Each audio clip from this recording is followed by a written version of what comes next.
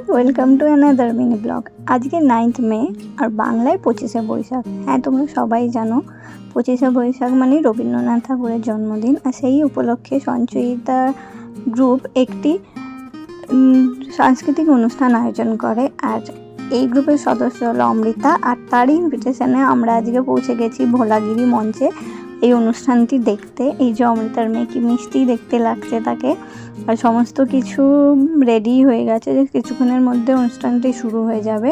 আর এই যে অভিষেক দা, অমৃতার জামাইবাবু, আমাদের সবারই, অর্পিতা দিয়ে অমৃতার দিদি। আর এই যে অনুষ্ঠান শুরু হয়ে গেছে, চলো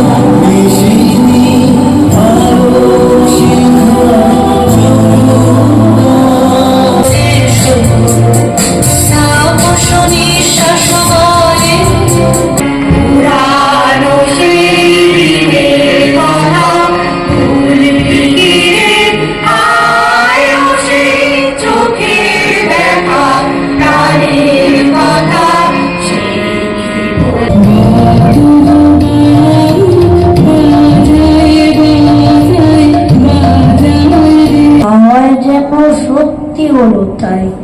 একদিনও কি দুপুরবেলা আমরা সবাই রাজা, আমাদের রাজার রাজত্বে, নইলে মোদের রাজার সাথে মিলব কি সাথে, আমরা সবাই রাজা। আলো কার পাটা করি বাহির হতে নাহির হতে, কাহার দেখা পেলেন পথে, চলিতে রাতে তোমার ভোলা প্রাণ ভরিয়ে তৃষা ভরিয়ে মরে আরো আরো। তবে ওখান থেকে বেরিয়ে আমার খুব খিদে পাচ্ছিল। আমি খেলাম একটু ফুচকা, আর গরমে আর না পারা যেতে আমরা দুজনে চলে এলাম এই দোকানটায়। এটা কদমতলার বাজারে একদম সামনেই।